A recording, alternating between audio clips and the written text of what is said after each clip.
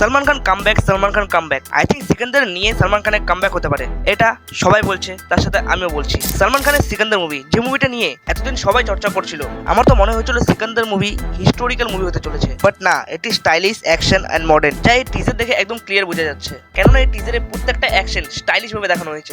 এই অ্যাকশন সিনের মধ্যে সব থেকে বেস্ট সিন লেগেছে আমার লাস্ট অ্যাকশন সিনটা।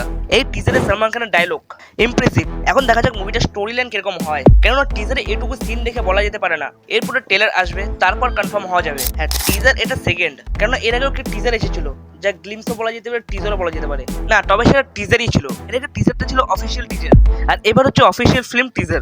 আগের টিজারে জাস্ট কয়েকটা অ্যাকশন সিন ছিল, কিন্তু এই টিজারে অনেক কিছু অ্যাকশন সিনে দেখানো হয়েছে। এই মুভির হিরোইন, যে হিরোইনকে আলাদা করে চেনানোর দরকার নেই, কেননা তেনাকে অলরেডি মানুষ ন্যাশনাল ক্রাশ বলে চিনে, যিনি হলেন রশ্মিকা মান্দানা। একটা জিনিস কমন, রশ্মিকা মান্দানা যে মুভিতে হিরোইন রোল প্লে করেছেন, সেই মুভিটা অলরেডি হিট বা ব্লকবাস্টার হয়েছেই। আর আলাদা করে বলার নেই, সালমান খানের মুভি এমনিও হিট হয়ে থাকে, মুভির স্টোরি যেরকমই হোক, কেননা সালমান খানের যতগুলো ফ্যান বেস আছে, এমনি মুভি হিট হয়ে যায়। আর এই মুভি হিট বা ব্লকবাস্টারও হতে পারে, কেননা সবাই সালমান খানের কামব্যাকের জন্য ওয়েট করছে। ইদানিং সালমান খানের মুভি অতটা চলছে না, কিন্তু একটা টাইম ছিল যে বলিউডে সালমান খানের মুভি ছাড়া আর কারো মুভি চলছে না, তাই এই মুভিটা হিট হওয়ার চান্স এদিক দিয়ে বেড়ে যায়। তোমাদের সালমান খানের সিকান্দার মুভির টিজার কিরকম লেগেছে নিচে কমেন্ট করে বলো, আর সিকান্দারে সালমান খানের লুক কিরকম লাগছে সেটাও বলো। চ্যানেলে নতুন থাকলে চ্যানেলে সাবস্ক্রাইব করে যেও।